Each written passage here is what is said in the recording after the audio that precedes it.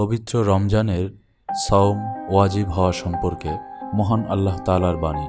হে মুমিনগণ, তোমাদের জন্য সিয়াম ফরজ করা হলো, যেমন ফরজ করা হয়েছিল তোমাদের পূর্ববর্তীদের উপর, যেন তোমরা মুত্তাকি হতে পারো।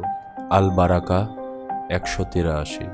এরই প্রেক্ষিতে সহিহ বুখারীর 1891 নম্বর হাদিসে তালহা ইবনু উবাইদুল্লাহ রাদিয়াল্লাহু তাআলা আনহু হতে বর্ণিত, এলোমেলো চুলসহ একজন গ্রাম্য আরব রাসূল সাল্লাল্লাহু আলাইহি ওয়াসাল্লামের নিকট এলেন।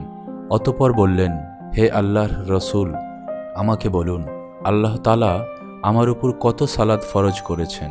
তিনি বললেন, 5 ওয়াক্ত সালাত। তবে তুমি যদি কিছু নফল আদায় করো তা স্বতন্ত্র কথা। এরপর লোকটি বললেন, বলুন, আল্লাহ আমার উপর কত সিয়াম ফরজ করেছেন? আল্লাহর রসূল সাল্লাল্লাহু আলাইহি ওয়াসাল্লাম বললেন, রমজান মাসের সওম। তবে তুমি যদি কিছু নফল সিয়াম আদায় করো তা হলো স্বতন্ত্র কথা। এরপর তিনি বললেন, বলুন, আল্লাহ আমার উপর কি পরিমাণ জাকাত ফরজ করেছেন? তালহা ইবনে উবাইদুল্লাহ রাদিয়াল্লাহু তাআলা আনহু বর্ণনা করেন, আল্লাহর রাসূল সাল্লাল্লাহু আলাইহি ওয়াসাল্লাম তাকে ইসলামের বিধান জানিয়ে দিলেন। এরপর তিনি বললেন, ওই সত্তার কসম যিনি আপনাকে সত্য দিয়ে সম্মানিত করেছেন, আল্লাহ আমার উপর যা ফরজ করেছেন আমি এর মাঝে কিছু বাড়াবো না এবং কমাবও না।